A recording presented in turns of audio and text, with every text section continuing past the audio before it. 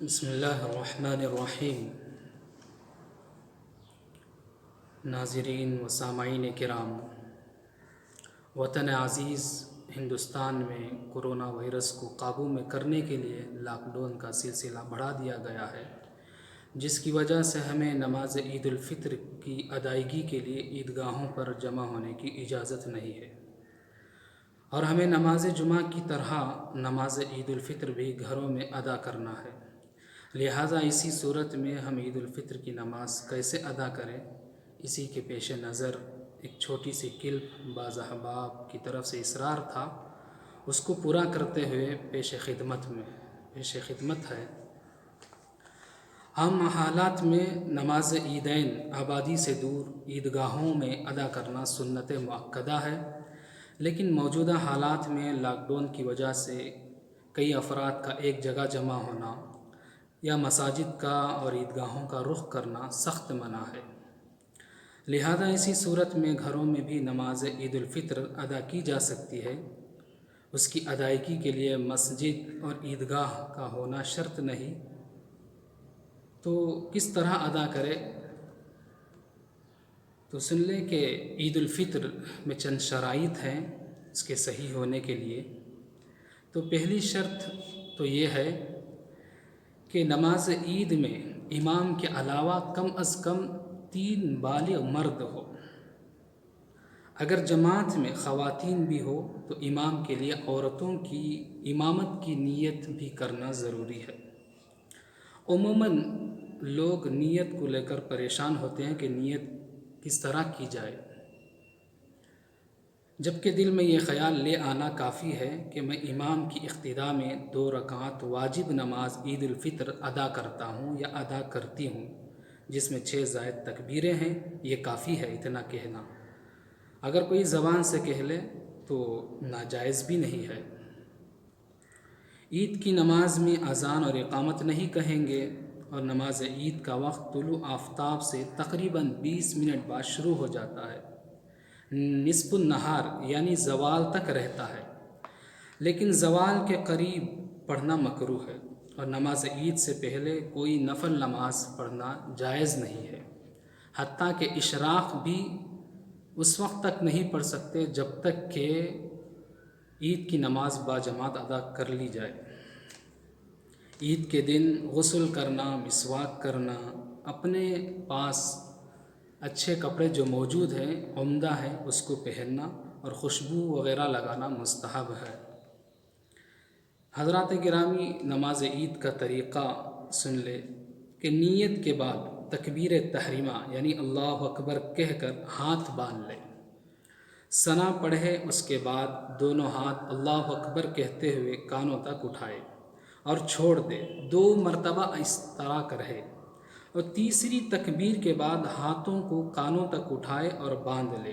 اس کے بعد اعوذ باللہ، بسم اللہ اور سورہ فاتحہ اور کوئی سورت پڑھے جو آپ کو یاد ہے۔ پھر رکوع سجدہ کر کے 1 رکعت مکمل کر لے۔ دوسری رکعت میں سورہ فاتحہ اور کوئی سورت پڑھنے کے بعد رکوع میں نہ جائے، بلکہ 3 تکبیریں اس طرح ہو کہ ہر مرتبہ کانوں تک ہاتھ کو لے جائے، اٹھائے اور چھوڑ دے۔ اس کے بعد چوتھی تکبیر میں ہاتھوں کو اٹھائے بغیر رکوع میں چلے جائے اور بقیہ نماز حسب معمول پوری کر لے۔ یہ آپ کی عید کی نماز مکمل ہو گئی۔ اس کے بعد مختصر خطبہ دے دے، دیکھ کر بھی پڑھ سکتے ہیں، عربی میں بھی ہے اور رومنگ انگلش میں بھی آپ کو مل جائے گا، اور 2 خطبوں کے درمیان 1-2-3 سیکنڈ بیٹھ جائے۔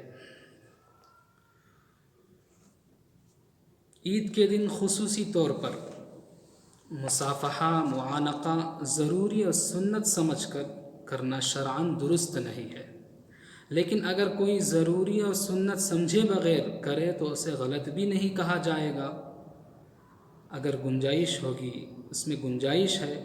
ویسے تو مسلمانوں کی ایک بڑی تعداد ایسی ہے جو محض عید کی خوشی میں اور مسرت کی وجہ سے آپس میں معانقہ، مصافحہ کرتے ہیں اور ایک دوسرے کو عید کی مبارکبادی دیتے ہیں، بلکہ اس سے محض محبت اور تعلق کا اظہار مقصود ہوتا ہے۔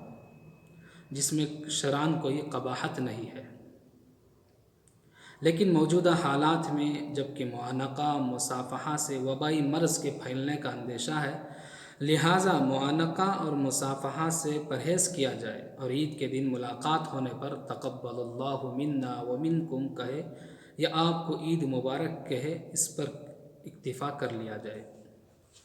اور دوسری اہم بات یہ ہے کہ نماز عید کا بدل کیا ہے، یعنی اگر کسی کو عید کی نماز پڑھنے کا موقع نہ ملے، یعنی ویسی سہولت نہ ہو، کوئی پڑھانے والا نہ ملے، یا کسی کے گھر میں میاں بیوی اور ایک چھوٹا سا بچہ ہے، ادا نہیں کر سکتے، اس کے لیے جو شرائط نہیں ہیں، تو وہ کیا کیا جائے؟ تو حضرات فقہاء کرام لکھتے ہیں کہ وہ دو رکعت کر کے چاش کی نماز پڑھ لے، نفل نماز پڑھ لے، اس پر سے عید کی نماز معاف ہے تو وہ 2 رکعت اس کے بجائے چاش کی نماز پڑھ لے، انشاءاللہ اللہ تعالیٰ سے بھرپور ثواب کی امید رکھے کہ اس کو ثواب ملے گا۔ لیکن یہ عید کی نماز کا بدل نہیں ہے، بلکہ یہ پڑھنا مستحب ہے، واجب نہیں ہے۔ تو عید کی نماز، عید الفطر کی جسے میسر نہ ہو، وہ اپنے گھر میں 2 رکعت چاش کی نیت کر کے نفل نماز پڑھ لے، 2 رکعت کر کے۔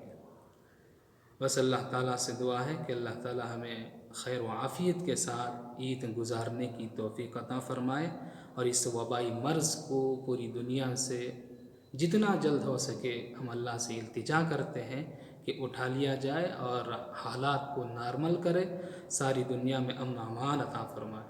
آمین۔ وآخر دعوانا ان الحمد للہ رب العالمین۔